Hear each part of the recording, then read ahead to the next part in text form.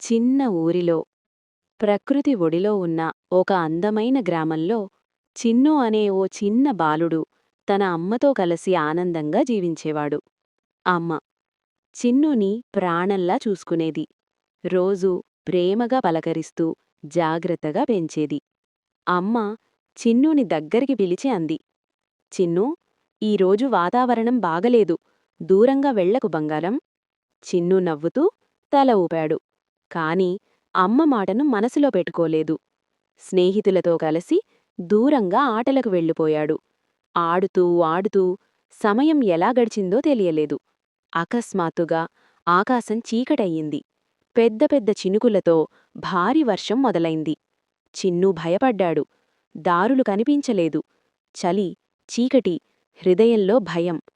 అమ్మా అని ఏడుస్తూ పిలిచాడు.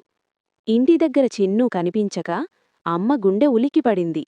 వర్షం, మట్టి, చలి ఏదీ పట్టించుకోలేదు. తన బిడ్డకోసం ఊరంతా పరుగెత్తింది.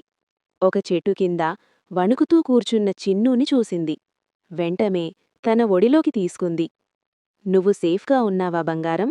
అమ్మ కళ్లలో కన్నీళ్లు. చిన్ను ఏడుస్తూ అన్నాడు, అమ్మా, నీ మాట వినక తప్పు చేశాను. ఇకపై ఎప్పుడూ నీ మాట వింటాను. అమ్మ చిరునవ్వుతో చిన్నూని ఇంటికి తీసుకెళ్ళింది.